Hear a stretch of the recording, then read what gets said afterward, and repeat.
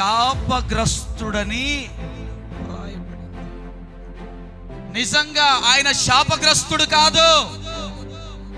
వేవేల దూతల మధ్యలో పరిశుద్ధుడు పరిశుద్ధుడు పరిశుద్ధుడని పొగడబడేవాడు.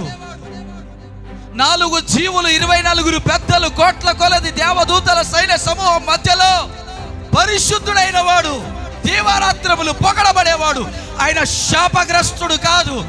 మానవులైనటువంటి వారు శాపగ్రస్తులు. పాపములో పడిపోయి శాపములోనికి వెళ్ళిపోయినటువంటి వారు. సిలువ మీద ఎవరు వేలాడదీయబడతారని రాయబడిందంటే శాపగ్రస్తులు. నా శాపము తొలగించడానికి యేసుక్రీస్తు ప్రభువారు శాపగ్రస్తుడయ్యాడు. హల్లెలూయా. నిన్ను నన్ను పవిత్రునిగా చేయడానికి ఆ పరిశుద్ధుడైన వాడు శాపగ్రస్తుడైపోయాడు. ఇప్పటికై